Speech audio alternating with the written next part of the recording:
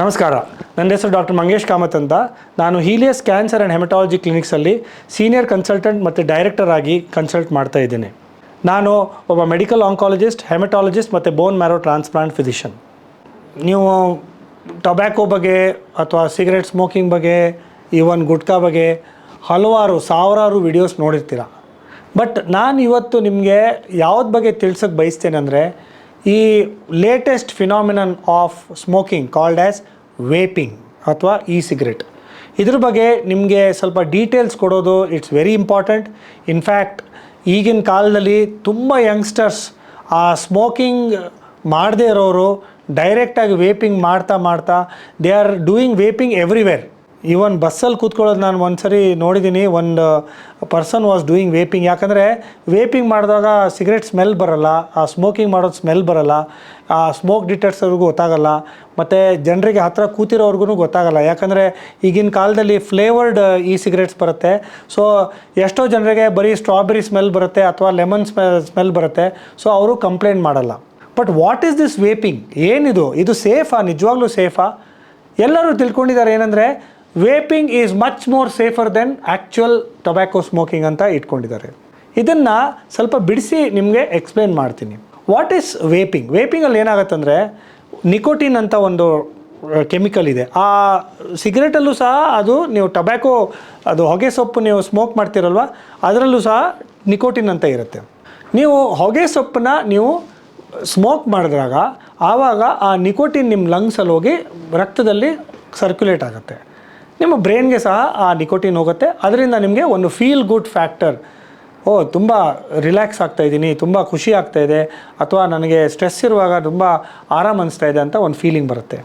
ಅದು one time ಬಂದರೆ ಅವರು ಇನ್ನೊಂದು ಸರಿ ಸ್ಮೋಕ್ ಮಾಡ್ತಾರೆ. ಈ ಸ್ಮೋಕ್ ಮಾಡ್ತಾ ನಮ್ಮ ಬ್ರೈನ್ಗೆ ಒಂದು ಅಡಿಕ್ಷನ್ ಆಗುತ್ತೆ. ಅಂದರೆ ನಿಕೋಟಿನ್ ಇಲ್ಲಾಂದರೆ ನಾನು ಸ್ವಲ್ಪ ಡಲ್ ಆಗ್ತೀನಿ, ಸ್ವಲ್ಪ ಡಿಪ್ರೆಸ್ ಆಗ್ತೀನಿ. ನಿಕೋಟಿನ್ ಬಂದರೆ ನಾನು ಸ್ವಲ್ಪ ಹೈ ಆಗ್ತೀನಿ, ಸ್ವಲ್ಪ ಸ್ಟ್ರಾಂಗ್ ಅನಿಸ್ತೀನಿ, ಸ್ವಲ್ಪ ಕಾನ್ಫಿಡೆಂಟ್ ಆಗ್ತೀನಿ, ಅದ್ರ ಮೇಲೆ ನನ್ನ ಕಾನ್ಸಂಟ್ರೇಷನ್ ಲೆವೆಲ್ ಇಂಪ್ರೂವ್ಮೆಂಟ್ ಆಗುತ್ತೆ ಅಂತ ಒಂದು ಫೀಲಿಂಗ್ ಬರುತ್ತೆ. ಈ ಎಡಿಕ್ಷನಿಂದನೇ ತುಂಬ ಜನ ಸ್ಮೋಕಿಂಗ್ ಜಾಸ್ತಿ ಮಾಡೋದು. ಫಸ್ಟು 2-3 ಸಿಗರೆಟ್ ಪರ್ ಡೇ, ಅದಾದಮೇಲೆ 10 ಸಿಗರೆಟ್ಸ್ ಪರ್ ಡೇ, ಆಮೇಲೆ ಚೈನ್ ಸ್ಮೋಕಿಂಗ್ ಅಂತೀವಲ್ಲ, almost 1 packet, 2 packet, 3 packet per day. ಈಗ ಇದೇ ರೀಸೆಂಟ್ಲಿ ಲಾಸ್ಟ್ 10 ಇಯರ್ಸಲ್ಲಿ ಇದು ಸಿಗರೆಟ್ ಬಗ್ಗೆ ಸ್ವಲ್ಪ ಫಿನಾಮಿನನ್ ಬಂತು. ಯಾರೋ ಒಬ್ಬರು ಸ್ವಲ್ಪ ಜಾಣರು ಸಿಗರೆಟ್ ತುಂಬ ಸೇಫು, ಹೊಗೆ ಸೊಪ್ಪು ಸ್ಮೋಕಿಂಗ್ಗಿಂತ ಸಿಗರೆಟ್ ತುಂಬ ಸೇಫ್ ಅಂತ ಸ್ವಲ್ಪ ಯಾರಾದರೂ ಒಂದು ಇನ್ಫಾರ್ಮೇಷನ್ ಪಾಸ್ ಮಾಡಿದ್ರು. ಆ ಟೈಮಲ್ಲಿ ಲಕ್ಷಾಂತರ ಜನ ಸ್ಮೋಕಿಂಗ್ ಸ್ಟಾಪ್ ಮಾಡಿಬಿಟ್ಟು ಸಿಗರೆಟ್ ಸ್ಮೋಕಿಂಗ್ ಮಾಡೋಕ್ಕೆ ಶುರು ಮಾಡಿದ್ರು. ತುಂಬ ಅಡ್ವಾಂಟೇಜಸ್ ಇತ್ತು. ಆ ಸ್ಮೆಲ್ ಇಲ್ಲ, ಬಾಯಲ್ಲಿ ಕಹಿ ಇಲ್ಲ, ಏನೋ ಯಾರಿಗೂ ಹತ್ತಿರದವ್ರಿಗೂ ಗೊತ್ತಾಗಲ್ಲ. ಮತ್ತು ಒಂದು ಕಾರ್ಟ್ರಿಜ್ ಥರ ಬರುತ್ತೆ, ನೀವು ಅದೇ ಒಂದೇ ಸಿಗರೆಟು ಲಿಟ್ರಲಿ ನೀವು ಒಂದು ತಿಂಗಳು ಯೂಸ್ ಮಾಡ್ಬೋದು, ಒಂದೊಂದು ಸರಿ 15 ದಿವಸ ಯೂಸ್ ಮಾಡ್ಬೋದು ನಿಮ್ಮ ಯೂಸ್ ಮೇಲೆ. ಸೊ ಇದೆಲ್ಲ ಅನುಕೂಲ ನೋಡಿಬಿಟ್ಟು, ನೋಡೋಕ್ಕೂ ಸ್ವಲ್ಪ ಟ್ರೆಂಡಿಯಾಗಿತ್ತು, ಯಾರಿಗೂ ಗೊತ್ತಾಗಲ್ಲ ನೀವೇನೋ ಸಿಗರೆಟ್ ಅಥವಾ ಈ ಥರ ಮಾಡ್ತಾಯಿದ್ದೀರಂತ, ಒಂದು ಪಾಕೆಟಲ್ಲಿ ಇಟ್ಕೊಂಡು ಹೋಗ್ಬೋದು. ಸೊ ಅದರಿಂದ ತುಂಬ ಜನ, especially youngsters, office goers, ladies, ಯಾಕಂದರೆ ನಮ್ಮ ದೇಶದಲ್ಲಿ ಎಷ್ಟಾದರೂ ಹೇಳಿ smoking in women is a stigma. So ವಿಮೆನ್ನು ಅದನ್ನು ಕ್ಯಾರಿ ಮಾಡೋಕ್ಕೆ ಶುರು ಮಾಡಿದ್ರು.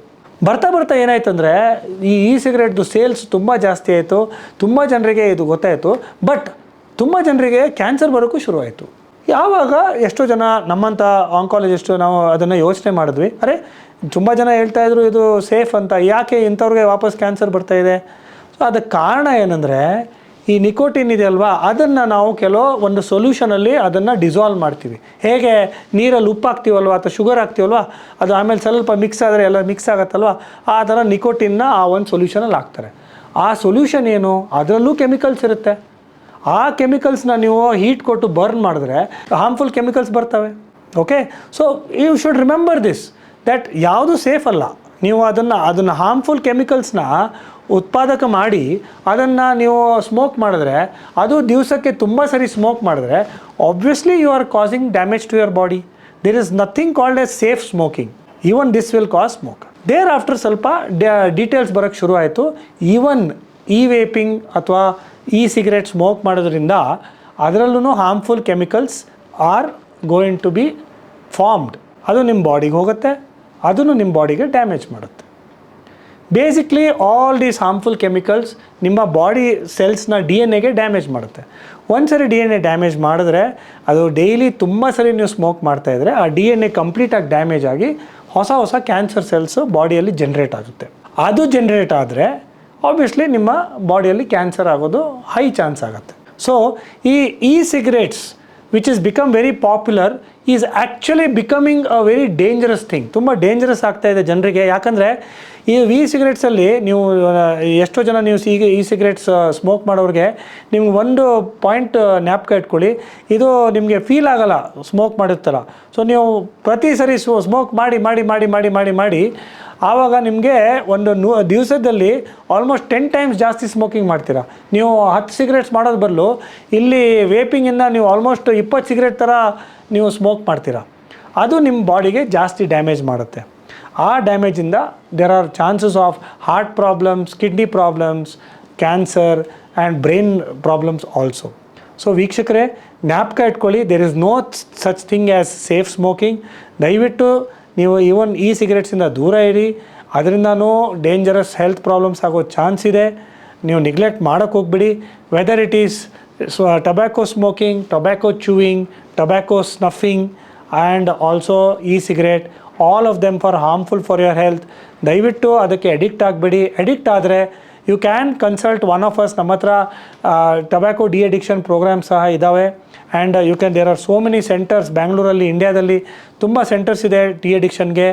ದಯವಿಟ್ಟು ಅಲ್ಲಿ ಹೋಗಿ ಕನ್ಸಲ್ಟ್ ಮಾಡಿ. They will help you to quit this habit. And please be safe and healthy.